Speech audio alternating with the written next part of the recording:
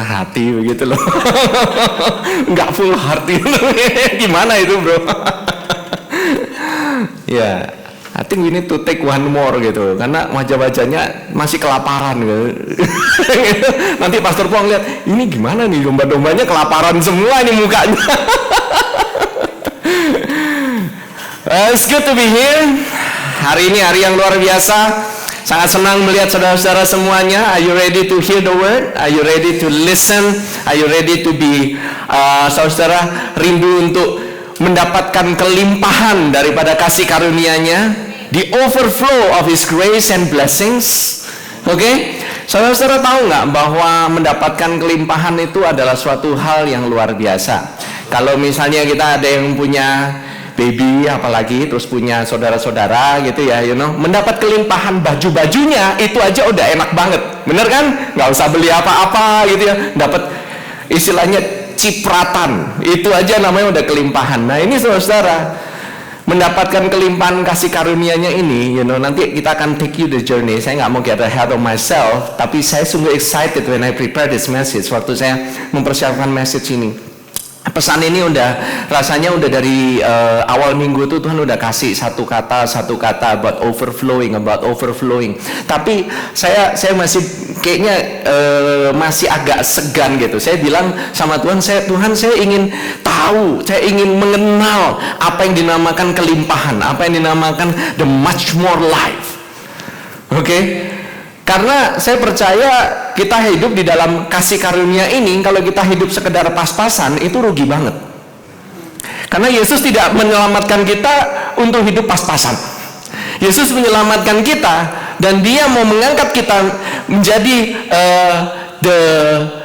siblings-nya, bersama-sama dengan Dia, duduk di sebelah kanan Allah Bapa, menjadi God's beloved untuk mengalami kelimpahannya.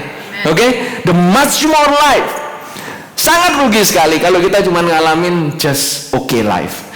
Dan saya jadi diingatkan pada istri saya, dulu kalau misalnya she used to party hard. No, I'm not gonna. Ini bukan membongkar aib ini. But this is a life testimony yang luar biasa sekali. Saya sangat diberkati, by the testimony of my wife, my own wife. Karena saya melihat perubahan hidupnya yang luar biasa sekali. Dia bilang, kalau dulu saya mati-matian istilahnya hidup untuk, bayangin aja, lucu kan kata-kata mati-matian untuk hidup. Itu udah gimana itu? Mati-matian untuk hidup untuk kerajaan kegelapan. Now in the light, gitu ya, in the light, saya nggak mau tanggung-tanggung. Saya mau go full. Saya mau kehidupan saya benar-benar to the fullest. You want your life to the fullest. Saudara mau kehidupan saudara mengalami kepenuhan. Kalau dulu saudara sebelum terima Tuhan Yesus, kepenuhan hal-hal yang lain gitu ya, dan saudara merasa sangat boring and you are bored to the full. Sekarang saudara hidup to the full. You have to live to the full. Oke, hidup kita ini harus hidup yang ngalamin kelimpahan. But I'm really getting ahead of myself. By the way, saudara, kita barusan aja merayakan bersama-sama dengan seluruh umat Kristen di seluruh dunia di Ascension, hari kenaikan Tuhan Yesus. Oke, hari yang paling mungkin agak sedikit jarang diperingati gitu ya, tapi hari ini adalah hari yang penting juga. Kalau misalnya kematian dan kebangkitannya biasanya itu yang paling heboh, tapi ini kenaikannya. Oke, by the way, kenaikannya itu 40 hari menurut ya, kita secara global kita rayakan 40 hari setelah Dia bangkit. Oke? Now, untuk apa Dia mesti naik ke surga? Why? Enakan Dia di sini toh. Coba bayangin Tuhan Yesus masih ada di sini, Dia kemana-mana, Dia nolongin kita gitu ya. Kurang wine, perlu wine. Perlu apa lagi? Kesembuhan, wah disembuhin semua orang. Ada orangnya lebih enak daripada nggak ada orangnya, bener nggak? Kan kelihatan orang itu jadi lebih enak gitu loh, bisa dilihat orangnya. Coba kalau misalnya saudara-saudara aja gitu ya, misalnya konsultasi sama dokter gitu, konsultasi sama dokter lewat telepon sama datang langsung, enakan mana? Enakan datang langsung ketemu sama orangnya kan. rasanya saudara cuma dikasih tahu, kamu udah ambil obat ini, rasanya nggak gitu percaya gitu. Tapi kalau udah diperiksa langsung sama dokternya, wah enak banget nih, udah diperiksa, bisa ini, kenapa ya saya gini ya, nanya-nanya kayak gitu, you know. Dan murid-muridnya Tuhan Yesus pun sama, bukankah lebih enak kalau Tuhan Yesus ada? Tetapi dikatakan di kitab Yohanes pasal yang ke-16 ayat 7 sampai 11, mulai dibuka. Kita punya banyak sekali materialnya, I don't know, just nanti lihat aja bagaimana Roh Kudus memimpin ya. Dikatakan, namun benar yang kukatakan ini kepadamu adalah lebih berguna bagi kamu jika aku pergi. Ya, bayangin ya, lebih berguna jika pergi. Sometimes orang pergi memang berguna karena bikin ribut, ngelihat mukanya aja sepet gitu istilahnya, pergi aja deh, lebih berguna gitu. Tapi ini enggak, Tuhan Yesus katakan adalah lebih berguna bagi kamu jika aku pergi. If I go, it's better for you. Sebab, nah ini saudara baca ya pelan-pelan ya. Sebab jikalau aku tidak pergi, dikatakan apa? Penghibur itu tidak akan datang kepadamu, tetapi jikalau aku pergi, aku akan mengutus dia kepadamu. Saudara, kata yang di sana dipakai itu penghibur. Padahal saudara tahu siapa yang dimaksudkan itu adalah Roh Kudus. Kenapa kok nggak dibilang Roh Kudus? Tuhan Yesus nggak ngomong Roh Kudus saja. Sometimes hal yang kecil kita miss. Kenapa kok Tuhan Yesus nggak ngomong Roh Kudus? Kan dibilang Roh Kudus itu akan datang. Wow, ini materi baru nih. Kata murid-muridnya. Apa itu Roh Kudus? Apakah sesuatu yang bisa kita hisap? Oh, itu Roh Kudus. Roh Kudus apa? Oke, bukan Roh Kudus, Roh Kudus. You know, dia kan dibilang di sini itu orang-orang pada nggak ngerti. Tapi kalau dibilang penolong, comforter, a helper, yang help alongside, yang menolong sama-sama kamu, artinya kamu perlu pertolongan. Kita perlu dihibur senantiasa. Kita perlu orang yang ada di samping kita senantiasa, yang tidak pernah meninggalkan kita. Yesus ada di bumi, dia bisa cuma ada di satu tempat, di satu saat. Tetapi kalau dia pergi dan yang turun itu sama juga, it's the Spirit of Jesus, the same Jesus.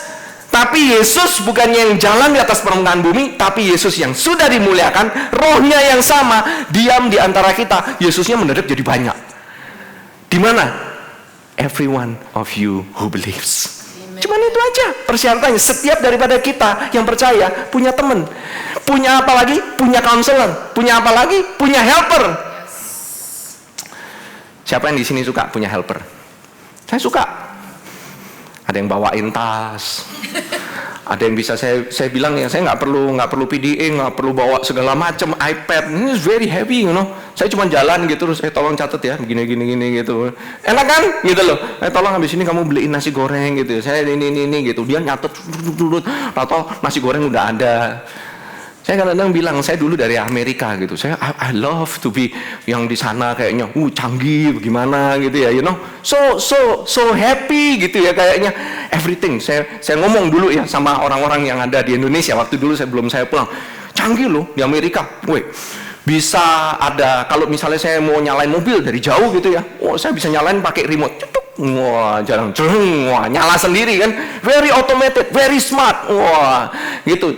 Terus orang Indo bilang sama saya, kamu salah, kamu enakan di Indo. Kamu tinggal angkat telepon satu, cekrik, gitu ya. Bukan cuma mobilnya yang datang, bisa sama nasi goreng, sama es teh tawar, sama semua-muanya. Habis itu tolong ya rumah nyalain AC gitu ya. Lebih canggih dari smart home. Saya bilang, tolong nyalain AC-nya, tolong siapin gitu ya. Habis itu saya mau mandi, saya ini, semuanya udah siap. Saya bilang, wow. That's why we really appreciate the helpers that we have. Kita appreciate setiap orang-orang yang membantu kita yang ada di rumah kita. You know, they're human being too, dan mereka adalah orang-orang yang membantu kita. Mereka ini diberikan supaya kita ini mempunyai gambaran betapa enaknya kalau kita setiap hari punya helper. Dan dia tidak pernah, saya katakan sekali lagi, dia tidak pernah meninggalkan saudara-saudara barang sedetik pun. He is always with you. Yes. Can be good, can be creepy. Ya kan?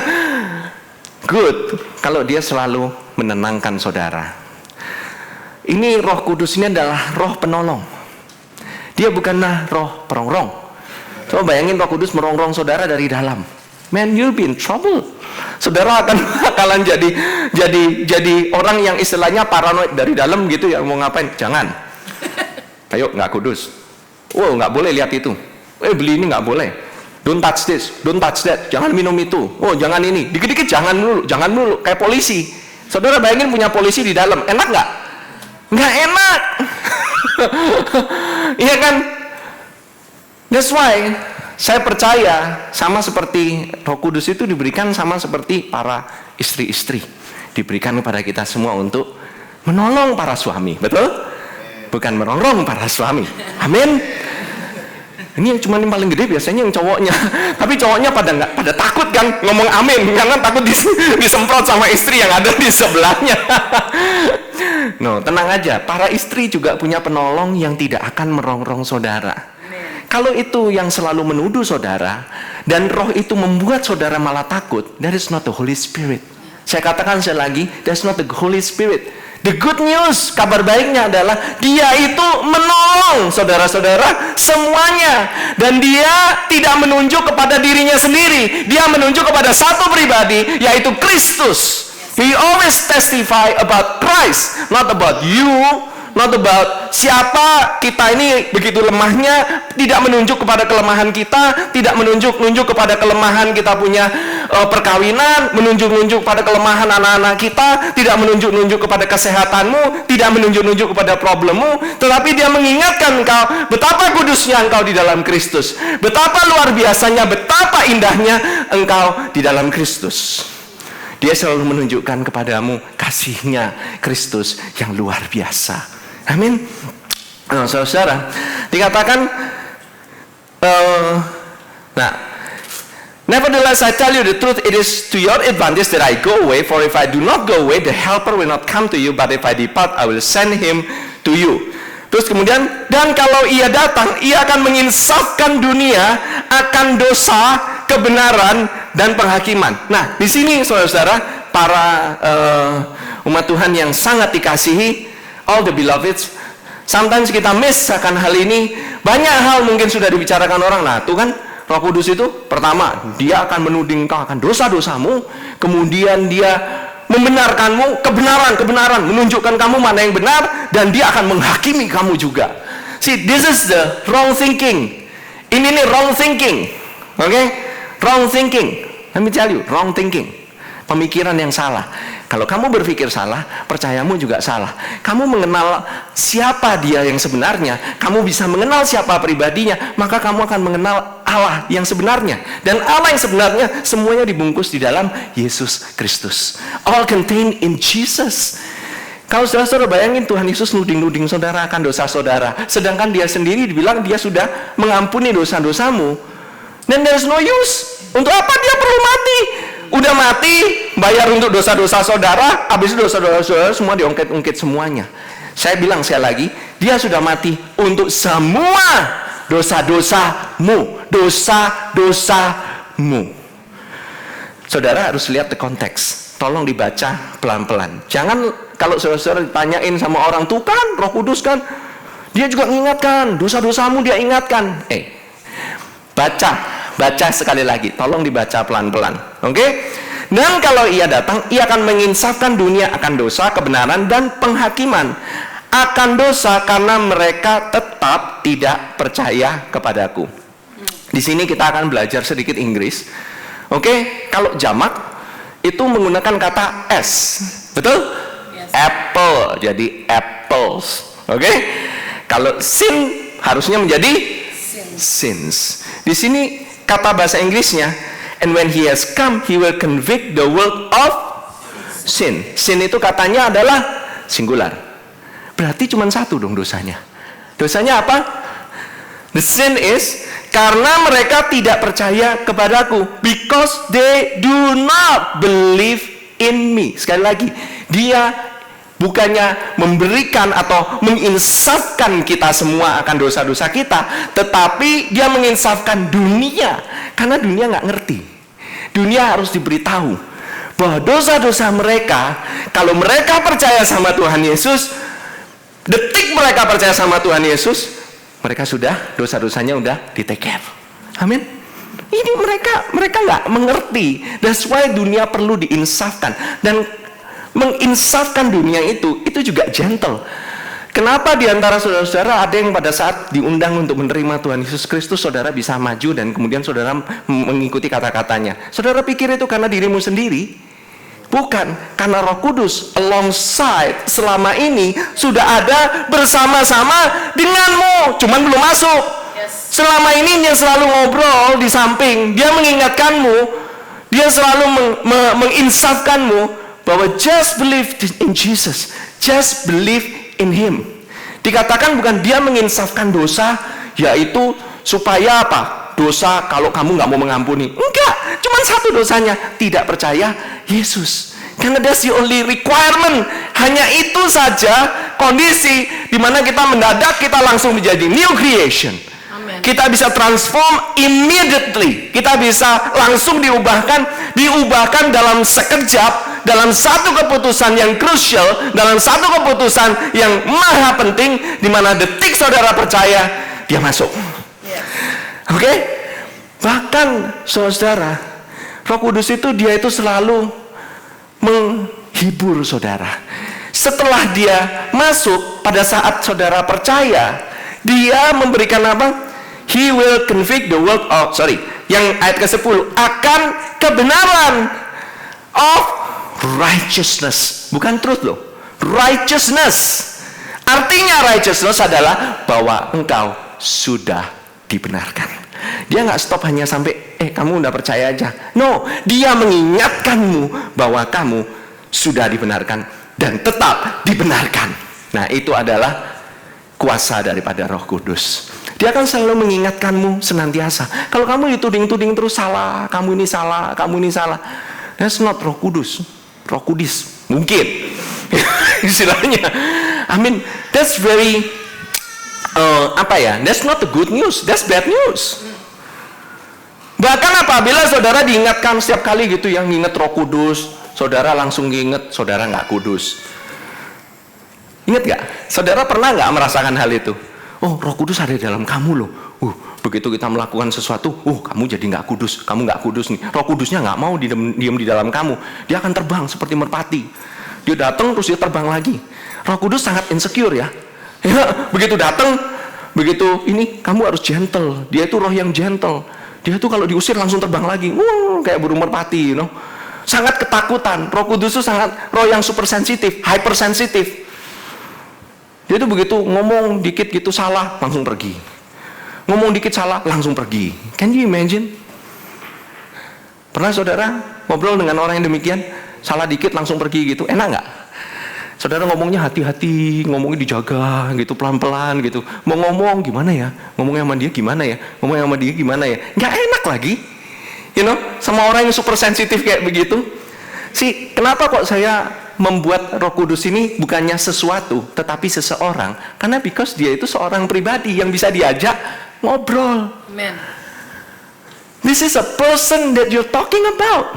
Ini ada pribadi, di dalammu ini ada seorang pribadi. Rohnya itu Roh Kudus disebut juga Roh Kristus. Roh yang sama yang membangkitkan Kristus dari antara orang mati. That's the same spirit yang ada dalammu. Roh Kudus yang sama yang akan membuat engkau ini bukannya, kalau dia itu mengingatkanmu akan sesuatu, don't go there. Dia mengingatkanmu itu dengan penuh kasih. Kalau ujung-ujungnya dia di-condemn, malah berasa guilty, that's not the Holy Spirit. Mungkin akan dipakai katanya, aku kok begini, aku begitu, kok aku udah orang yang udah kenal grace, kok masih bisa begini. Nah, remember, ingat bahwa kalau Roh Kudus dia bisa ngobrol, roh jahat pun dia juga bisa ngobrol sama kamu. Dan dia pakai kata pertama, kata aku. Dia nggak pakai kamu sih salah. Enggak, dia pakai aku orang yang berdosa. Aku orang yang bejat. Aku orang yang nggak berguna. Aku orang yang lemah. Aku ini orang yang nggak punya future. Aku orang yang gampang khawatir dan gampang ketakutan. Aku nggak bisa. I cannot. Hal ini nih, dia itu juga perlu agreement with you. Kalau Roh Kudus, dia mau agree dengan saudara. Makanya saya bilang, 2 atau 3 orang. Saudara tahu nggak kalau misalnya pribadi, 2 orang kira-kira siapa? Anda dan Roh Kudus. Saudara agree dengan apa yang dikatakan Roh Kudus, that you are beloved in Christ. Saudara dikasihi, saudara diberkati. You agree, it will happen to you. Apa yang dilakukan oleh Tuhan tergantung dari apa yang kamu mau agree. Kamu nggak ngomong apa-apa, it will not happen. Amin. Sometimes, saya katakan saya lagi ya, sometimes kita ini begitu sesuatu yang parah, yang jelek, itu kita suka ngebeo, langsung otomatis. Ya kan? Melihat sesuatu gitu, sesuatu yang jelek terjadi di jalan gitu ya, macet gitu misalnya, kok macet? Ya kan? Jalan kan kita ngomong, jalanan sepi. Ada macet kok jalanan sepi. Lancar nanti semuanya. Jarang. Kita ngikutin itu apa yang kita lihat. Apa yang kita lihat, kemudian hal itu diberikan sama si iblis dalam pikiranmu. Lihat tuh macet kan, bener kan? Lihat tuh, kamu gak bakalan nyampe deh. Wah, kamu bakalan telat deh. Oh iya. Waduh, bakal telat nih. Nah, ngomong kan, you agree. You agree with somebody. Punya agreement. Nggak bisa sendirian. You cannot agree with yourself. You have to agree with someone. That's why makanya di sini ini is a helper. Dia itu membantu kamu. Membantu kamu apa? Supaya begitu terjadi kesepakatan, things happen. Things start happening. Amin. Do you believe that you are loved? Yes. Saudara percaya saudara dikasihi? Saudara percaya dikasih setengah mati? Saudara bukan dikasihin setengah mati, setengah hidup, setengah full, semuanya I love you full sama Tuhan. Tidak ada dosa-dosa apapun yang bisa membuat dia tidak mengasihimu atau kurang kasihnya sama sekali. Do you believe it? Yes. Tidak ada dosa satupun. Yeah. Tidak ada dosa satupun, saya katakan, yang bisa membuat engkau even miss sedikit daripada kasihnya Tuhan. Kasihnya Tuhan sudah diberikan. Let me correct sedikit, tadi ada pernyataan sedikit bahwa mungkin gitu ya, bahwa Allah melihatnya bahwa lamb itu fresh, baru disembelih. Saya katakan the lamb was slain from the foundation of the world. Jadi sebelum dunia diciptakan, tahu nggak bahwa pengorbanan itu sudah disediakan? Saudara-saudara ya, saya kasih tahu ya, kalau Adam jatuh dalam dosa, tapi the good news, Tuhan menyediakan perencanaan bahwa dia sudah tahu apa yang bakalan terjadi. Oke, dia menyediakan Tuhan Yesus Kristus untuk menjadi korban bagi saudara-saudara dan saya. Seolah-olah Tuhan Yesus itu, seolah Allah Bapa itu begitu, something happen, dia langsung punya plan A, plan B, plan C. No! Let me tell you, sebelum Adam jatuh dalam dosa, dia sudah tahu bakalan semuanya terjadi. Dia sudah menyediakan Tuhan Yesus di atas kayu salib, bahkan salib, the cross is beyond time. Amen. Itu melebihi waktu loh saudara. Ini saudara, now that's the good news. Artinya, sebelum saudara even berbuat dosa, sebelum saudara-saudara melakukan segala sesuatu, sebelum Adam jatuh dalam dosa, it's done. That's why Tuhan Yesus bilang, it is finished. Dia itu sudah melihat. Bukan hanya itu. Kenapa Tuhan Yesus bisa bilang orang yang tangannya itu lemah, dia bilang ulurkan tanganmu, gitu. Karena apa? Dia sudah ngelihat tangannya itu sudah sembuh. Kenapa kok Tuhan itu bisa bilang angkatlah tilammu dan berjalanlah? Harusnya bilang, saya lihat kamu ini agak lumpuh ya, coba deh kamu coba gerakin, mungkin nanti kamu akan mengalami kesembuhan. Enggak, dia sudah melihat orang itu sudah dalam keadaan berjalan dan mengangkat tilamnya sendiri. Sebab itu dia bilang, angkatlah tilammu dan berjalanlah. Nah, that's the good news. That's the gospel that we know. Itu good news yang luar biasa. That's radical. Amin. Radikal. radix, dari kata radix, berakar. Akar itu harus berakar kepada bukan sesuatu, tetapi seseorang. Bukan berakar kepada doktrin, tetapi berakar kepada person. Kita sering ngomong grace, kasih karunia itu doktrin, kasih karunia itu doktrin, kasih karunia itu seseorang, kasih karunia itu pribadi yang namanya Tuhan Yesus. Do you really believe? Atau saudara melihat kasih karunia as a subject? Pada kenyataannya banyak orang masih menganggap, bahkan even preachers masih menganggapnya sebagai suatu subjek, as a power, as a good news, as a thing yang harus dibicarakan. Padahal kasih karunia paling enak itu bukan untuk dibicarakan saja, tapi dinikmati. Saudara menikmati hubungan ngobrol kan, kalau fellowship. Yes. Nah, kasih karunia itu paling enak itu dinikmati waktu makan. Sebab itu kita itu suka makan-makan. Paling enak waktu kita bicara, makan, perut kenyang, kita bicarakan kebaikan Tuhan. Itulah kalian mengecap. Nanti I'll show you the verse. Kenapa kasih karunia itu harusnya itu bukan sesuatu yang kita itu bahas saja as a knowledge, sebagai pengetahuan, tapi kasih karunia itu harusnya kita enjoy. We eat. We eat. Kasih karunia itu kita makan. Nggak ada gunanya saudara bahas ya, mau roti ya, mau berapa ratus ribu kayak gitu, roti paling enak di sini, roti paling enak apa sih? Ada yang mungkin di sini suka ke Paul, di PP. Ada yang baru, Eric Kaiser, ya kan? Ada juga yang baru, TWG, Tea Salon. Wah, by the way, that's one of my project juga yang ada di sana. Man, orang makan gitu ya, wah so great gitu ya, makanannya luar biasa gitu ya. Kita lagi lapar gitu ya, terus kita bahas gitu, wah saladnya enak banget gitu ya, rotinya enak banget segala macam, wah rotinya anget gitu. Cuman dibahas doang, tapi nggak pernah diajak makan. Ya. Saudara bisa merasakan nggak frustasinya? Ngebahas tapi nggak pernah makan. Pingin makan tapi ya nggak bisa, cuma diliatin doang untuk dibahas betapa indahnya. Oh, that salad so crunchy gini. Percuma, kita nggak pernah ngerasain. Bener nggak? Paling enak dirasakan. Sama loh saudara, Yesus itu paling enak itu untuk dinikmati, untuk dirasakan with a person. Amin. Nah saudara, saya lanjutkan ya. Nah, dikatakan akan kebenaran, karena aku pergi kepada Bapa dan kamu tidak melihat aku lagi. Do you know why? Akan kebenaran karena dia harus pergi kepada Bapa. Why? Nah ini tadi udah dibahas sama Brother Garth, bahwa Tuhan Yesus, dia pada saat dia pergi ke Bapa itu ngapain sih?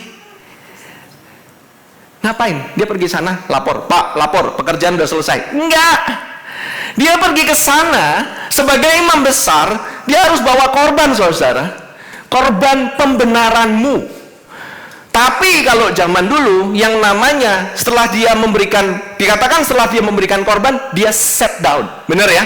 Dia setelah memberikan korban, yaitu dirinya sendiri, dia sit down. Tahukah saudara-saudara bahwa imam-imam di perjanjian lama tidak ada satupun yang pernah sit down. Mereka itu selalu berdiri.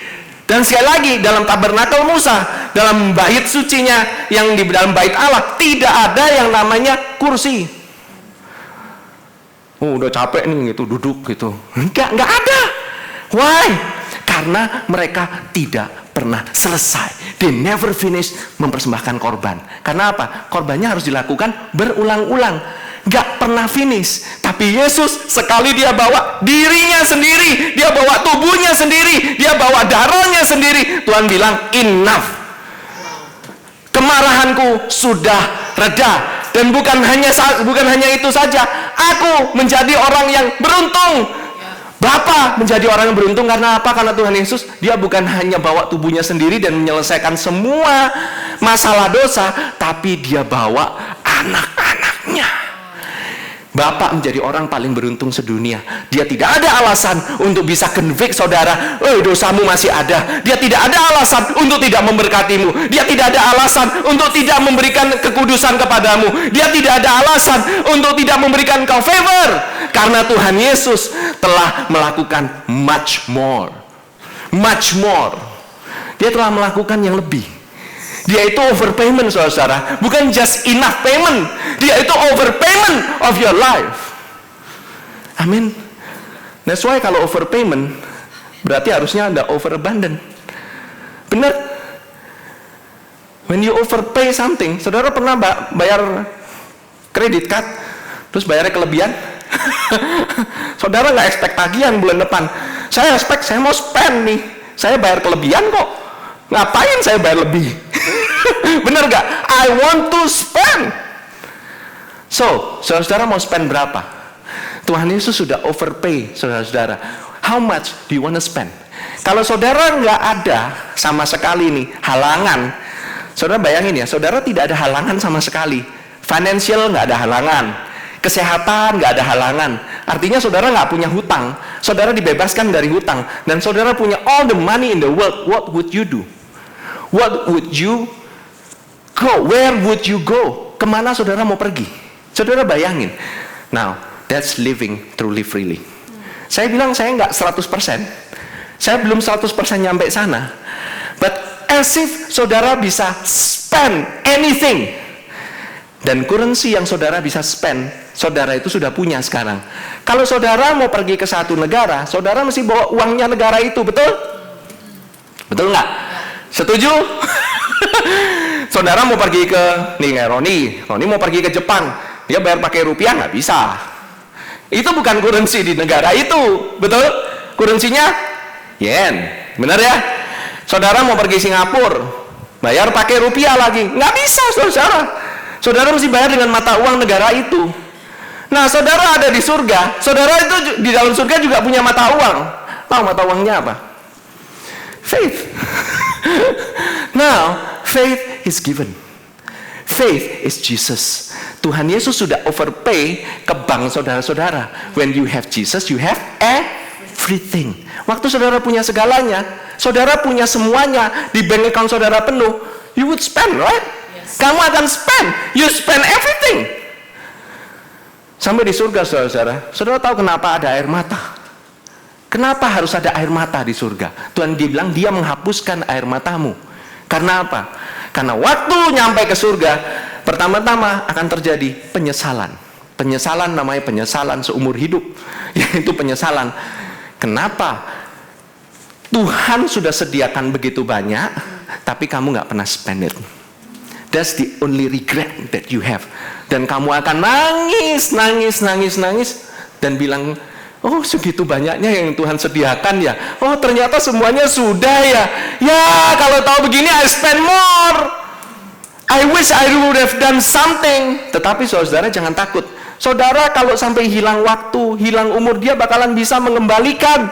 Even time, waktu, itu ada di bank account-nya Tuhan, dan itu dipegang sama saudara-saudara. You have time. You have all the time in the world. Can you imagine? Saudara bilang, saudara ini you live in the now. No, you live in the eternity. Saudara ini hidup dalam kekekalan loh. Amen. Saudara ini nggak bisa mati. That's why Tuhan Yesus harus tunjukkan kepada murid-murid itu bagaimana dia naik ke surga.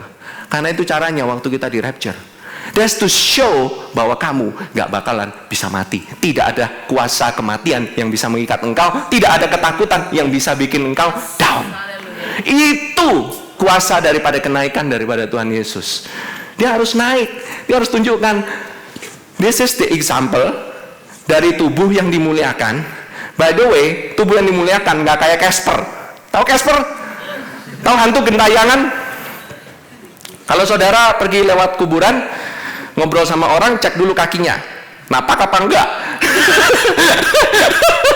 Enggak, just kidding, oke, just kidding. Dia bukan roh gentayangan, saudara-saudara. Dia punya fisik, tapi fisiknya bisa nembus tembok, bisa makan. I'm glad itu adalah fisik yang akan dimiliki oleh saudara-saudara pada saat saudara naik ke surga. So can you eat in heaven? Yes, karena kita harus menghadiri pesta makan-makannya anak domba. So we must eat. Yes. I wish there was plenty of pork. saya suka itu istilahnya. Ada babi rica, ada apa, wah disediakan. Dari mana pastor? Yaitu orang yang namanya Legion. Babi-babinya kan masuk ke jurang. Nah, itu disediakan untuk kita semua. Just kidding. That's my theology. Oke. Di surga makannya cuma pok sama minum kopi. Kalau minum kopi kata Cilita. Yang disediakan di sana cuma Nespresso katanya. Anyway. Sorry ya.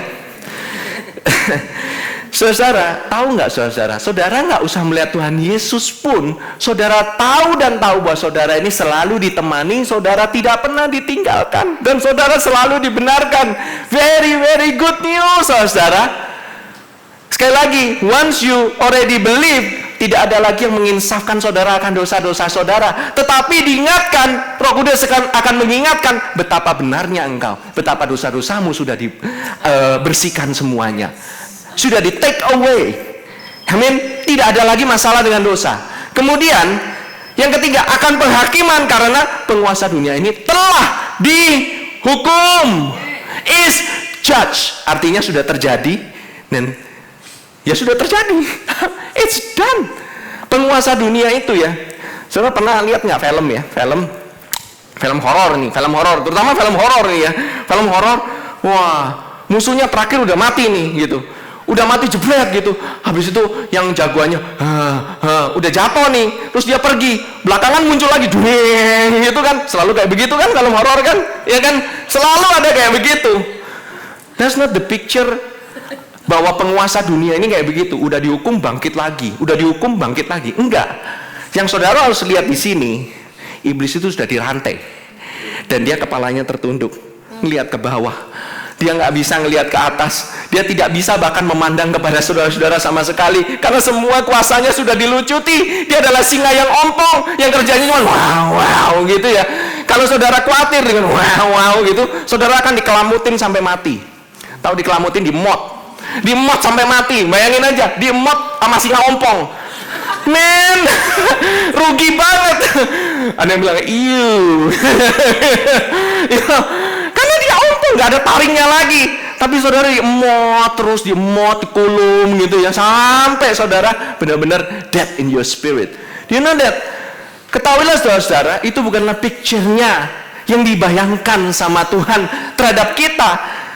Bayangannya adalah he is under your feet. Iblis ini ada nih, lihat nih. Lihat kakimu, lihat kamu punya soul nih. Dia itu harusnya ada di bawah sana. Amin. Bukannya ada bersama-sama dengan saudara, masih bisa, wah, sebentar, ada merah-merah punya buntut kayak panah gitu ada di sini. Kemudian, ada lagi malaikat di sini dan berbicara, dua-duanya perang-perangan. No, it's not. Dia itu sudah dilucuti. Amin. Jadi jangan saudara percaya akan image yang kayak begitu. Apalagi image yang bilang kalau nanti saudara masuk ke surga, nanti ada ditayangkan film. Sneak preview, your sins will be shown to all. Semuanya pada ngeliatin, duduk front row seat.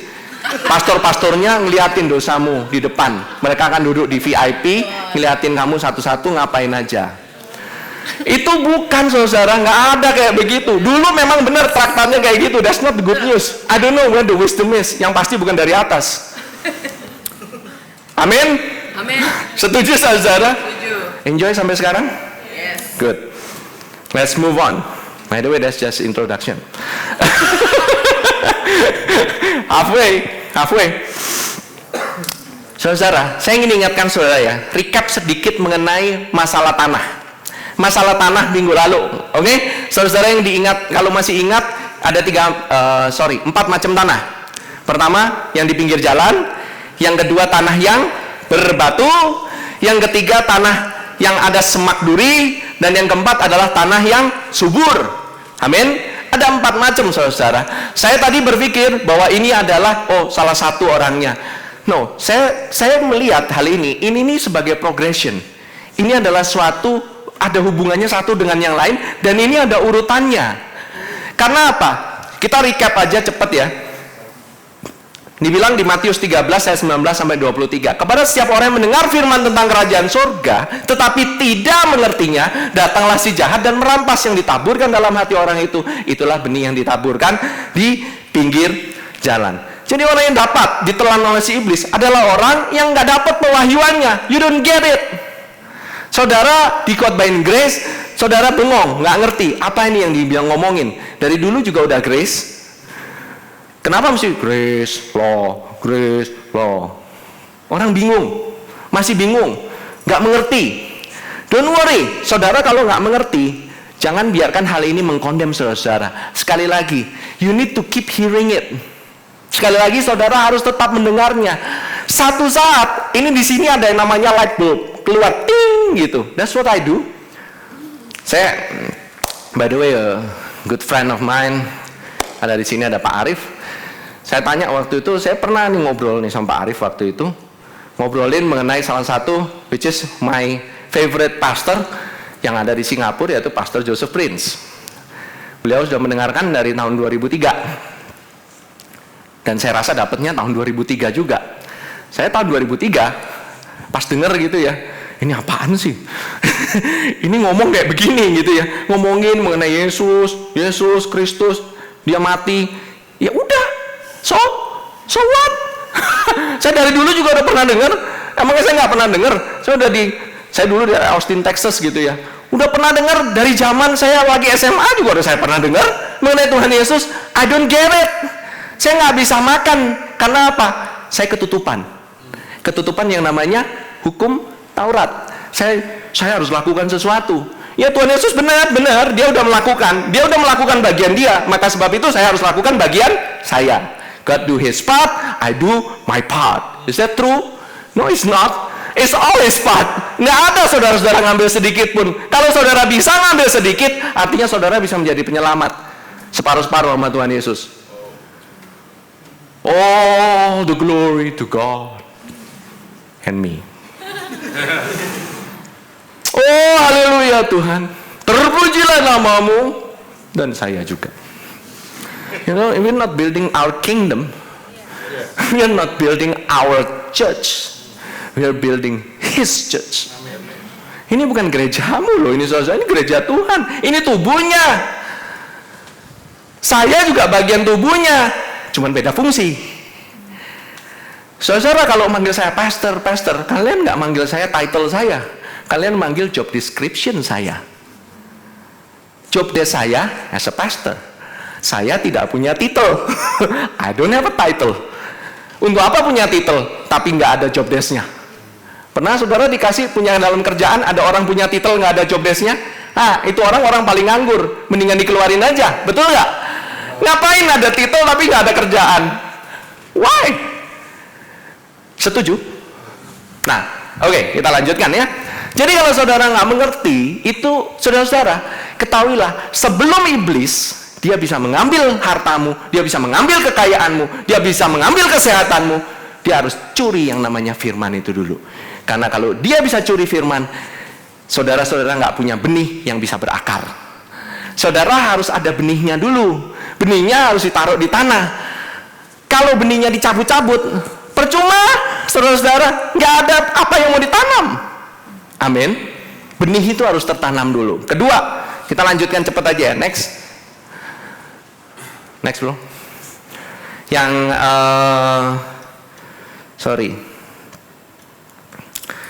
Matius 13 ayat 20 sampai 21. Benih yang ditaburkan di tanah yang berbatu-batu ialah orang yang mendengarkan firman itu dan segera menerimanya dengan gembira, tetapi ia tidak berakar dan tahan sebentar saja apabila datang penindasan atau penganiayaan. Karena firman itu, orang itu pun segera murtad. Amin. Nah, di sini orang yang terima kasih karunia, pengajaran kasih karunia, yay, happy. Finally, saya mengerti apa yang namanya grace. Tapi saya terima dengan gembira. Oh yes, saya sudah diberkati, saya sudah ini, Tuhan telah memberikan segalanya untuk saya, dosa-dosa saya sudah diampuni, saya bebas segala macam. Tetapi begitu terjadi penindasan, penganiayaan, nggak bertahan. Why? Karena di bawahnya itu batu. Batu melambangkan hukum Taurat. Jadi sembari terima grace, belajar hukum Taurat lagi, masih berakar dalam batu. Waktu saudara berakar dalam batu, saudara akan mengalami kematian. Berakar sih dikit, tapi tahannya juga sebentar. Why? Because the law kills. Condemnation will kill. Karena law harus condemn kan. The law, tugasnya law, the law entered so sin may abound. Sin itu harus ada, begitu detik law itu entered. Hukum Taurat masuk supaya dosanya terekspos. It's like a mirror. Sekali lagi dibilang the law entered di Roma 6 itu. Dikatakan the law entered. Hukum itu masuk. Masuknya itu, saudara, bukan masuk kayak masuk pintu. Enggak. Dibilang di sana, masuknya itu stealthily. Artinya apa? Mengendap-endap. Hukum Taurat mengendap-endap. Dan dia mengendap-endap masuk dalam mimbar gereja. Dia mengendap-endap masuk dalam diri saudara. Detik saudara merasa down karena saudara yang harus lakukan, saudara harus lakukan bagian saudara, saudara nggak bisa, saudara gagal, saudara menyalahkan dirimu, you live under the law. Under grace, you say, I cannot. Iblis bilang, iya, lihat aja tuh kamu lemah. Emang iya saya lemah. But my God is bigger. My God is bigger than your God. My God is on my side. Allah dari pihakmu, siapa yang bisa lawan gua? Karena Allah yang akan melawan dia. The Lord is your shield. He is your shield and your exceedingly great reward. Amin. Dia itu adalah perisaimu dan upahmu yang sangat besar. Dia bukan memberikan perisai. Dia sendiri menjadi perisai dan dia sendiri adalah upahmu. Amin. Oke, kita lanjutkan. Ini yang berikutnya, oke. Dia ada, kalau orang Kristen itu kalau begitu terima firman gitu ya, kadang-kadang begitu cepatnya langsung bilang, bagian yang ini saya mau pilih-pilihin deh. Grace yang ini oke sih, grace yang ini kelihatannya kurang balance gitu loh, terlalu kebablasan gitu loh istilahnya. Padahal saudara tahu nggak, firman itu bukan untuk dibahas, firman itu untuk dimakan. Pada saat saudara makan sama dengan saudara menabung firman. When you don't eat, kalau saudara nggak makan, sama dengan saudara biarkan dirimu berjalan dengan running empty. Saudara pernah kalau jalan mobil nggak mendekati lah, kira-kira rasanya gimana? Begitu jalan gitu ya takut-takut, ini pom bensin, ya kan? Dikit mana nih pom bensin terdekat, mana aja deh pom bensin, mana aja deh. Kalau bisa sampai ini ada pilihan gitu ya, ada di sini kan ada Pertamina, ada Total, di sini ada yang kerja di Total. Saya harus katakan 2 kali, 2 Total, 1 Pertamina, 1 Shell gitu ya. Kemudian yang paling dekat nih sudah juk gitu. Habis itu yang duluan ternyata Shell paling mahal. Dia bilang gitu. Misal nggak selalu Shell paling mahal. Tapi udah nggak tahu nih di depannya ada apa lagi. Saudara akan ngisi yang pertama kan. Saudara nggak even peduli mau isi berapa duit. Yang penting gua nggak dorong nih habis ini. Bener nggak? Saudara-saudara, kalau saudara udah kelaparan banget, apapun juga dimakan. Saudara kalau misalnya nggak ngerti pun, bahkan firman yang istilahnya sifatnya motivation, yang kelihatannya bagus, racun pun, yang penting gua makan karena gua kelaparan. Padahal saudara makan sebentar lagi ujung-ujungnya juga mati. Di mana ada firman yang justru sehat, saudara bilang, ini enggak lah, ini bukan untuk aku. Yang ini, bukanlah. Ini mah bukan, untuk saya mah nggak kayak begini. Saya udah lewat mah kayak beginian. Ngomongin grace udah lewat. Ini mah level 0, level 0. Is there such thing as level 0? Kata Kung Fu Panda. Well, saudara tahu bahwa saudara harus tetap grounded in the same ground. Saudara nggak grounded in the same ground, saudara dicabut akarnya, mati loh saudara. Saudara nggak makan apa-apa, saudara dikit-dikit akarnya gitu ke semana-mana. Lama-lama tuh tanaman mati juga. Kenapa tanaman bisa hidup? Karena di tanah yang sama, di tempat yang sama, stay beberapa lama, mengalami terik matahari, mengalami penindasan, mengalami kekhawatiran. Saudara tetap stay di tanah yang sama, dan saudara tetap makan makanan yang sama. Dan kita semua makan makanan yang sama, yaitu bukan apa, tetapi siapa yang kita makan? Kristus, roti yang hidup. Minumnya dari minum air yang sama, air hidup. Amin. Kalau saudara tahu di sini, saudara bisa merasakan hati Bapak. Saudara bisa melihat bahwa Tuhan itu kepingin banget saudara itu makan terus. Saudara, Tuhan itu kepingin saudara itu dipuaskan sampai puas. Benar-benar makan itu kenyang, nggak setengah-setengah makan, tapi benar-benar makan loh saudara. Amin. Nah, oke. Berikutnya, ya kan? Nah, next, tanah yang berikutnya. Nah, 13 ayat 23. Yang ditaburkan di tanah yang, Matius 13 ayat 22. Yang ditaburkan di tengah semak duri ialah orang yang mendengar firman itu, lalu kekhawatiran dunia ini dan tipu daya kekayaan menghimpit firman itu sehingga tidak berbuah. Ini masalahnya banyak orang-orang yang udah di dalam pengajaran kasih karunia ini yang tidak mengalami apa yang namanya buah. We've been here so long. Kita udah dengerin Joseph Prince makan, dari Khotbah GBC makan, saya udah baca, mau Andrew Wommack, mau siapa, semuanya udah dibaca, nggak ada buahnya. Why Lord? Why Lord? Nanyanya why Lord? Why happen? Why happen? Why happen? Semuanya dipertanyakan. Kenapa kok nggak bisa begini? Kenapa kok nggak kejadian kayak gini? Mengapa? Mengapa? Why? Karena kasih karunia diperlakukan sebagai suatu alat, bukanlah sesuatu yang kita ingin sama-sama nikmatin. We never want to enjoy the journey. Maunya begitu ada kesusahan, pindah. Males nggak jalan kok, nggak bekerja kok. Saya udah datang.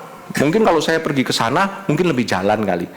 Mungkin kalau saya pakai hukum Taurat sedikit, maybe jalan kali. Mungkin kalau ditambahin sedikit dengan motivasi, tambahin sedikit, jalan sih. Mungkin. Dan kita kembali lagi ke self effort.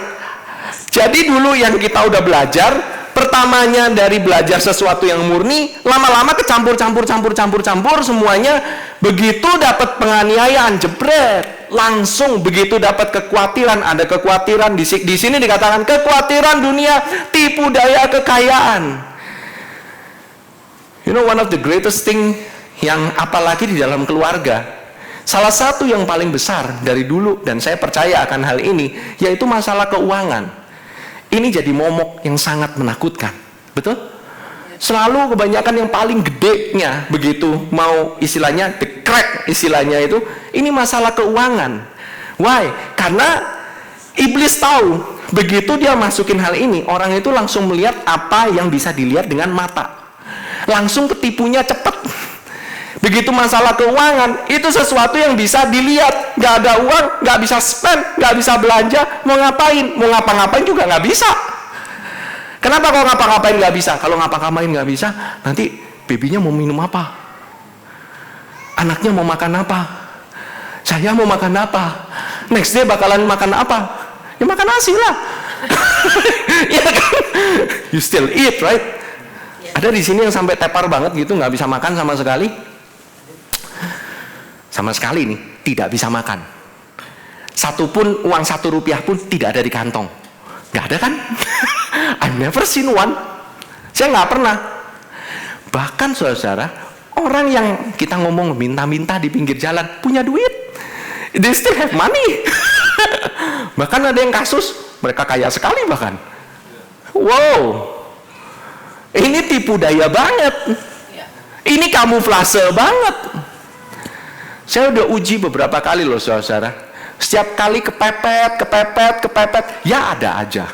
Setiap kali kepepet, udah detik terakhir, ya ada aja. Ya kalau nggak bisa, ya udah bilang, so what? You cannot. You just say you cannot. Jangan sacrifice kekhawatiran. Istilah jangan mengorbankan kesehatan dirimu dengan kekhawatiranmu. Jangan sacrifice it. Mau ditukar dengan istilahnya with the peace yang Tuhan berikan kepada kita. Tuhan sudah berikan that peace. Tuhan sudah berikan that joy. You sacrifice it. You sacrifice, then your body, tubuhmu ini mulai mengalami manifestasi. Biasanya nih, kalau udah stres banget gitu, you know that kayak di sini nih, kalau saya udah stres ya, kebanyakan ya, leher ini udah tense, bener gak? You know that ini aneh sekali ya. Kenapa kok leher yang tense? Kenapa kok kalau misalnya khawatir kakinya lah sakit-sakit? Mestinya kan begitu, mendingan lah. Kalau orang stres nih, udah stres, pasti mulainya dari leher. Do you know there is a word of God yang katakan, I will break the yoke from your neck. Dikatakan aku akan mematahkan kuk itu daripada tengkukmu ini. Wow. Why? Jesus himself, dia itu yang mengangkat kuk itu, yang tidak berasal daripada Tuhan. Why is from your neck? Engkau akan berasa, karena kalau ini berat, bebanmu berat, kamu akan begini. Jalannya itu kamu akan tertunduk. When you sit, when you look down, kamu mulai melihat makanannya mulai debu semua. Waktu kita makan debu, kita makan bad newsnya dari si iblis, kamu makin tertunduk. Sebab itu Tuhan Yesus melihat, pada saat ada perempuan, pada saat itu ada perempuan yang terbungkuk, dan di hari Sabat, the day of rest, dia dari yang terbungkuk melihat kaki semua, melihat namanya debu, semuanya dilihat debu aja, dia melihat hanya ke bawah. Daughter of Abraham, dia naik, langsung tegak lurus. Siapa yang membuat dia menjadi tegak lurus? Saya katakan, siapa yang menjadi tulang punggungnya? Siapa yang membuat dia bisa memandang? Dan matanya pertama kali begitu dia tegak lurus, dia melihat kepada orang yang memberikan kesembuhan itu, kepada seseorang yang penuh dengan kasih, dan dia menerima waves after waves of love. Dia menerima kasih itu waves after waves after wave. Saudara perlu akan kasih itu. Saudara memerlukan rasanya capek, pandang kepada Yesus. Saudara akan bebas ini, yang namanya tengkuk yang ada di sini. Beban yang sudah membuat engkau bertahun-tahun, yang membuat engkau kepikiran bertahun-tahun, Tuhan mau bebaskan. Amin. Now, saudara, I'm a little bit distracted ya, tapi nggak apa-apa. Di Lukas 8 ayat 14 dikatakan, yang jatuh dalam semadu adalah orang yang telah mendengar firman itu dalam pertumbuhan selanjutnya. Berarti ada next growth. Mereka terhimpit oleh kekhawatiran dan kekayaan dan kenikmatan hidup sehingga tidak menghasilkan buah yang matang. Saya lanjutkan ke tanah yang terakhir ya, Matius 13 ayat 23. Dikatakan yang ditaburkan di tanah yang baik ialah orang yang mendengarkan firman itu dan mengerti. Dan karena itu ia berbuah, ada yang 100 kali lipat, ada yang 60 kali lipat, dan ada yang 30 kali lipat. Nah, saudara, saya ingin saudara langsung lihat ke Lukas 8 ayat 15. Kita simpulkan, yaitu yang ditaburkan di tanah yang baik ialah orang yang mendengar firman itu dan mengerti.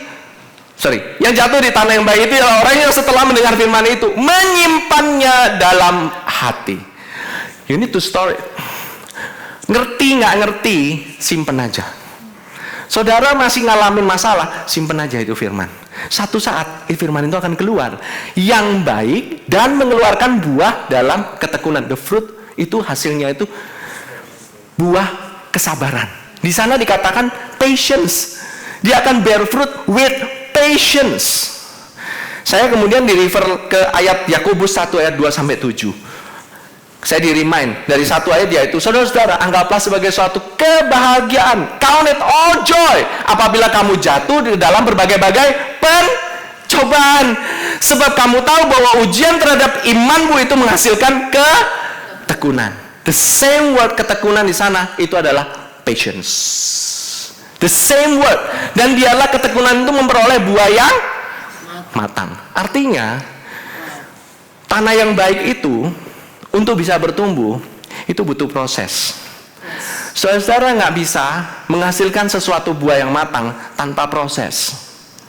Ada yang namanya tanpa proses. Namanya sistem karbitan. Tahu sistem karbitan? Pernah makan mangga karbitan? Rasanya gimana? Oh, enak juga pastor. Saya biasa makan mangga karbitan. Ya sudahlah, what suits you lah. Whatever. Oh, saya nggak suka. Saya sukanya malah mangga yang mengkel. Mentah langsung saya makan. No problem. I'm talking about manis. Buahnya mateng. Masak pohon. Masak pohon manisnya, jusnya, dalamnya mangga merah banget dimakan. Bener-bener rasanya kayak madu semuanya. Semuanya langsung, habis ini mau beli mangga. Pasti, I already picture it in your mind. Enak nih makan mangga nih, apalagi nih lagi panas-panas gini, seger banget rasanya gitu, you know. Enak, buah yang matang itu enak sekali untuk dinikmati, saudara. jauh lebih enak daripada buah yang nggak matang, daripada buah yang setengah karbitan. Doesn't taste good.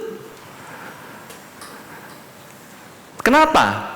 Karena saudara bukan hanya untuk saudara yang ngalamin, orang lain juga bisa mengalami dari saudara.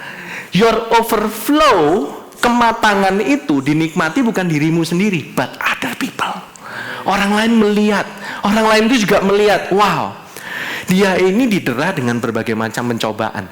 Ujiannya luar biasa. Tapi ada sesuatu yang berbeda sama nih orang. Gak mesti saudara boasting dari, oh saya berhasil melewati ini, oh saya berhasil, oh saya dapat proyek, oh ini gitu. Belum tentu. Saudara kalau berikan kesaksian kayak gitu, bisa encourage, bisa discourage orang. Sometimes. Saya nggak bilang senantiasa. Tapi kalau saudara mengalami terpaan badai pun gitu ya, saudara tahu, wah ini orang sebenarnya emang nggak masuk. Lihat aja kehidupannya kayak begitu. But dalam kehidupannya dia tetap sukacita. Saya bingung dari mana dia bisa sukacita. I wish I can really be like him. Ini dari mana? Ini buahnya I can taste. Manisnya setengah mati nih kayak begini. Enak. Amin. Dikatakan itu loh.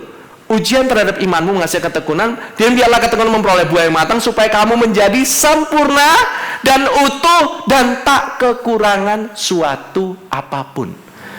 Jadi kalau saudara jatuh dalam pencobaan, saudara diterpa dan saudara berbuah, saudara itu nggak kekurangan suatu apapun. Orang nggak bisa nuding saudara, karena kamu jago sih. No, bukan karena kamu jago. Karena Tuhan saya yang jago, makanya kita nggak kekurangan suatu apapun. Amin. You don't lack anything. Nah, kemudian terus-terusnya, apabila di antara kamu ada yang kekurangan hikmat, hendaklah ia memintakannya kepada Allah yang memberikan kepada semua orang dengan murah hati, dengan tidak membangkit-bangkit, maka hal itu diberikan kepadanya. Hendaklah ia memintanya dalam iman, dan sama sekali jangan bimbang, sebab orang yang bimbang sama dengan gelombang laut yang diombang-ambingkan kian kemari oleh angin. Next. Orang yang demikian janganlah mengira bahwa ia akan menerima sesuatu dari Tuhan, sebab orang yang mendua hati tidak akan tenang dalam hidupnya. Saudara, saya ajarkan saudara metode, namanya metode pembuktian terbalik. Pembuktian terbalik artinya mulai dari hasilnya dulu. Nah, hasilnya apa? Saudara tidak ingin menjadi orang yang mendua hati. Saudara ingin menjadi orang yang tenang dalam hidupmu. Saudara perlu peace? Yes. More than anything. Saudara kalau punya segala macam di dunia, banyak loh, ada orang dikasih proyek malah nggak peace. Serius, karena apa? Bebannya terlalu gede. Bebannya terlalu besar. Tapi kalau udah dikasih ujian tapi tetap peace, wow. Nah, saudara mau jadi orang yang tenang dalam hidupnya, berarti saudara pasti akan menerima sesuatu, sudah menerima sesuatu dari Tuhan. Betul? Saya ke atas nih, 8, 7, 6, 5, oke? Ke atas ya, arahnya kebalik ya. Jadi kalau saudara mau terima sesuatu dari Tuhan, terima apa? Next. 6. Nah, dia meminta dalam iman. Caranya gimana? Jangan bimbang. Saudara minta, percaya aja. Mau datang, mau enggak, bukan urusan saudara. Supaya apa? Saudara pegangnya kepada satu orang. Saudara nggak megang kepada, oh sebentar pengajaran ini nggak works pengajaran ini. Begitu dengar, oh ya, that grace you have been given the favor, gitu ya istilahnya, untuk mendapatkan kesembuhan. Senin, wah tambah sakit parah. Ah ini favor nggak kerja nih. No, bukan kayak begitu. Itu namanya diombang-ambingkan. Tapi saudara minta dalam iman, and you keep at it. Saudara stay at it. Saudara diam terus di sana. You don't move. Karena iblis akan coba untuk dorong kamu. Nah, setelah itu minta dalam iman, minta apa? Minta hikmat. Why? Because Jesus is the power and the wisdom of God. Amin. Kalau saudara kita kurang hikmat, kita minta wisdom. Masalahnya orang yang berada di dalam grace kebanyakan kurang wisdom. Kita pikir kita lakukan sesuatu nggak ada konsekuensi. No, the consequences of your action masih tetap ada, saudara. Have wisdom. Bukan berarti wisdom itu sesuatu yang harus kita usahakan. No. Dia ini, kamu minta, Allah itu murah hati loh. Nggak pernah ngungkit. Kamu buat salah, Tuhan tetap kasih wisdom. Kamu udah keblejek, tetap dikasih wisdom. Kamu minta kapanpun, anytime, 24 hour, tetap dikasih. Jangan saudara pikir Tuhan itu pelit wisdomnya. No. Saudara, wisdom itu nggak perlu gede-gede. Sesuatu hal yang kecil. The wisdom to say, God, Jesus loves me, this I know. For the Bible tells me so. That's a wisdom. Lagu anak-anak. Jesus loves me, this I know. For the Bible tells me so. Little ones, all of us, to Him belong. Nah, ini saya rubah sedikit. We are blessed, 'cause He is strong. Yes, Jesus loves me. Yes, Jesus loves you and loves me. Yes, Jesus loves me. The Bible tells me so. Andai kata Whitney Houston, penyanyi yang sangat terkenal, punya wisdom ini, she will not forever be a worldly singer. Dia akan kembali. By the way, Whitney Houston already received Jesus Christ. She is a gospel singer dulu. She believes in Jesus. Dan saya pernah lihat di YouTube KKR-nya. Man, dia itu kalau jadi penyanyi gospel sekarang bisa ngalahin Israel, man. I tell you, it's gonna be the best gospel singer ever. But meskipun Whitney Houston ancur-ancuran, at the end mungkin ada orang bilang kehidupannya hancur. She is already with Abba Father. Right now, nanti kalau saudara pergi ke sana, bagi penggemar Whitney Houston nanti ada section cornernya khusus. Yang paling depan will be my wife. And I will always love you. There you go. Haleluya. No, I'm not gonna sing Whitney Houston. Tenang aja. By the way, my wife will sing, you know. Can we, ini musicians bisa tolong help? You know bahwa with word of wisdom itu must be sent, harus dikirimkan, harus diaplikasi. You cannot have just wisdom dan tidak diaplikasi. Bagaimana cara aplikasinya? Kayak tadi itu loh, dinyanyiin, diucapin. Karena kita menciptakan kayak ayat Allah Bapa kita menciptakan dari yang tidak ada menjadi ada dengan firman. Betul? The first thing that you can do is with your mouth. Say it. Jesus loves me. Itu hal yang pertama. Aduh, keluarga lagi hancur, aduh, pekerjaan luar biasa nih beratnya. But Jesus still loves me. It will change your world. Kalau kalian start that day by saying Jesus loves me, that is the wisdom that God give to you. Saudara-saudara bisa melakukan hal-hal jauh lebih besar daripada apa yang saudara bisa pikirkan maupun doakan. Why? Saudara nggak punya kapasitas. Yang lakukan siapa? For Him, He can do it according to the power that works in us.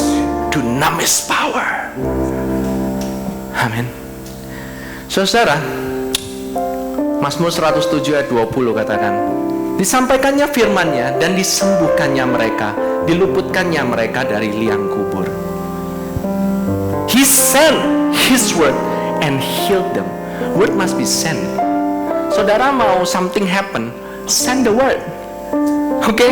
Heal them and deliver them. Dia akan diselamatkan, dilepaskan from their destructions. Terus saudara-saudara nanya, what kind of word of wisdom? Saya tahunya dari mana? 2 Petrus katakan 1 ayat kedua dan ketiga, kasih karunia dan damai sejahtera melimpahi kamu oleh pengenalan akan Allah dan akan Yesus Tuhan kita. You want to experience grace? Saudara mau mengalami grace multiplied. Saya katakan multiplied. Ini ya, our grace ini bukan just so-so grace. Our grace ini kebablasan yang namanya hyper perisio. Artinya over, abundant, and on top of it ditambahin lagi. Saudara kalau melihat namanya banjir, Itu bukan banjir. Saudara lihatnya tsunami. It's a big grace yang akan melanda rumah saudara, keluarga saudara. Jangan liatin cuman banjir masuk, enggak, banjir semata kaki, no. Itu grace akan menghajar dengan kebaikannya dalam rumahmu, sampai rumahmu itu basically flat dengan cinta kasihnya yang luar biasa. Dan kehidupanmu akan ngalamin so much transformation. Kamu cuma bisa bilang, Tuhan ini bukan gua. Emang bukan lo. It's not you. It's Jesus. Only Jesus. Dia yang di-magnify, saudara. Banyak pengkhotbah mengkhotbahkan kemakmuran, mujizat. Ujung-ujungnya kalau ngarah hanya kepada mujizat, itu akan kembali kepada dirinya sendiri. Tanda yang Tuhan Yesus berikan hanya menunjuk kepada satu orang pribadi. Tuhan Yesus menunjuk kepada Allahnya. Kalau kita melakukan tanda-tanda dan mujizat, kita melakukannya bukan untuk kita, menunjuk selalu ke arah Kristus. Amin. Even the first tanda, dibilang, semua tanda pasti berupa mujizat, tetapi tidak semua mujizat adalah tanda. Saya katakan sekali lagi ya, perhatikan. Semua tanda pasti bentuknya mujizat, tetapi tidak semua mujizat adalah tanda. Pertama-tama Tuhan Yesus, dia mengubah air menjadi anggur. The first physical transformation. Dia disuruh sama si iblis untuk mengubah roti menjadi batu. Dia tidak mau. Karena apa? Manusia harusnya hidup oleh roti, bukan oleh batu. Batu adalah melambangkan hukum Taurat. Gampang kan? Very easy. Dia nggak mau ubah.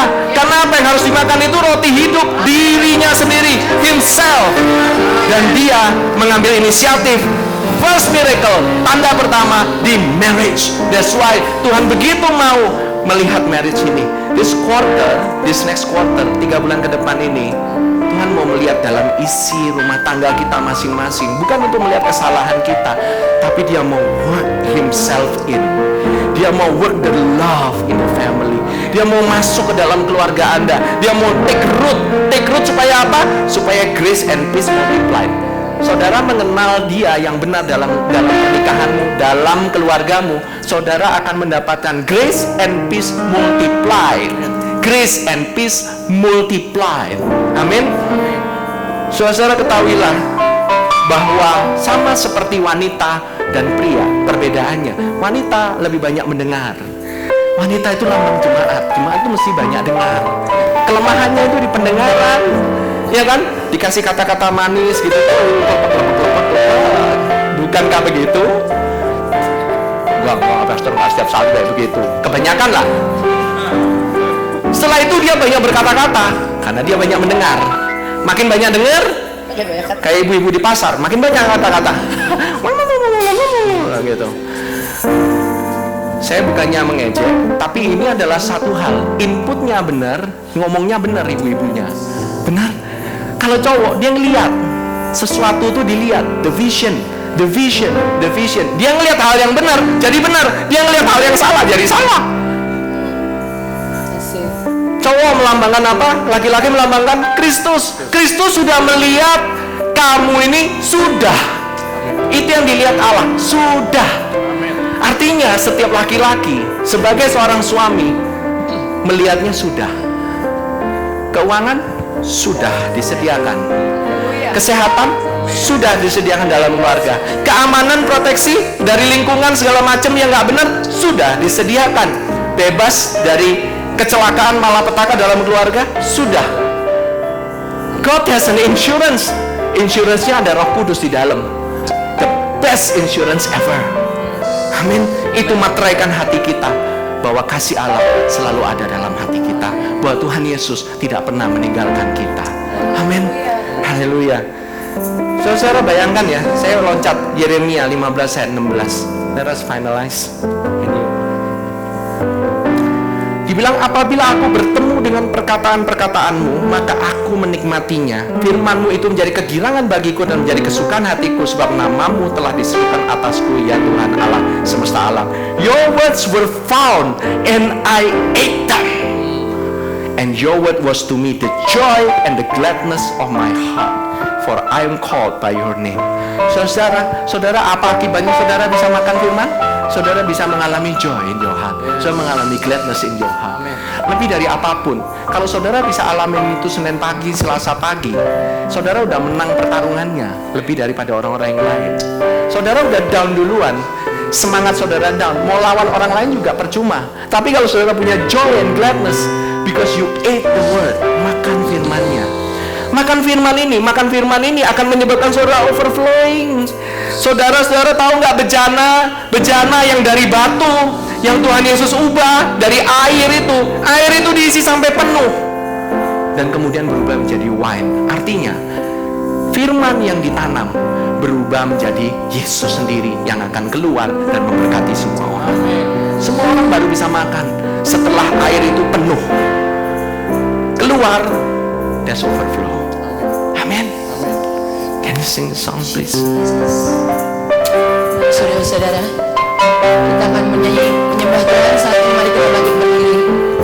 Biarlah firman Tuhan saat ini yang mengalir dalam hidup kita bisa mengalir keluar, overflow, melimpah keluar. Thank you Jesus. Bukan hanya bagi kita saudara-saudara, tapi kalian akan melihat teman-teman kita, semua keluarga kita akan diberkati oleh firman Tuhan yang sudah bekerja dalam kehidupan kita. Thank you Jesus. Overwhelm me Jesus, overwhelm me, overwhelm me with your love, with mercy and grace. Mercy and grace Overtake me, overtake me, overtake my heart and mind. Exceed my imagination. Say it one more time. Overwhelm me, overwhelm me with your love, mercy and grace. Overtake me, overtake me, overtake my heart and mind.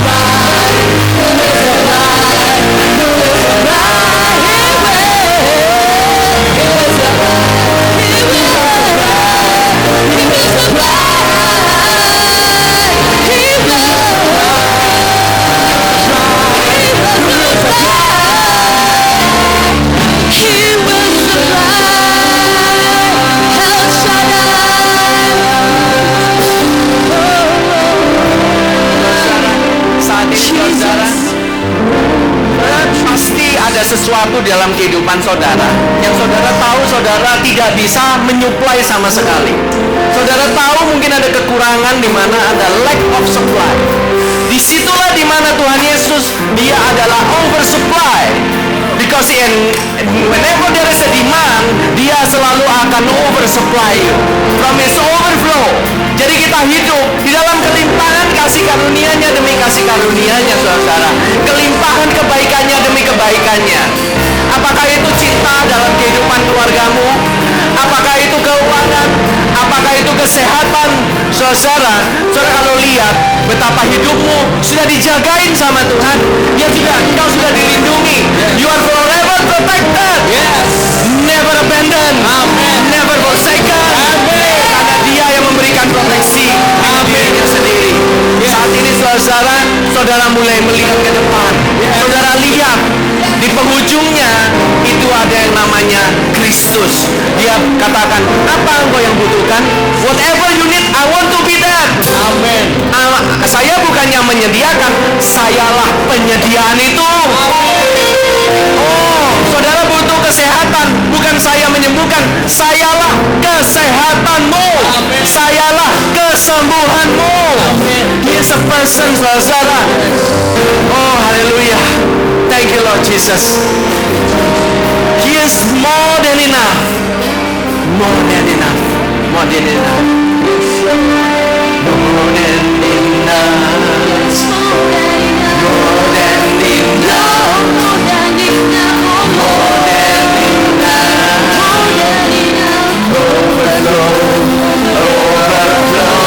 More than enough. More than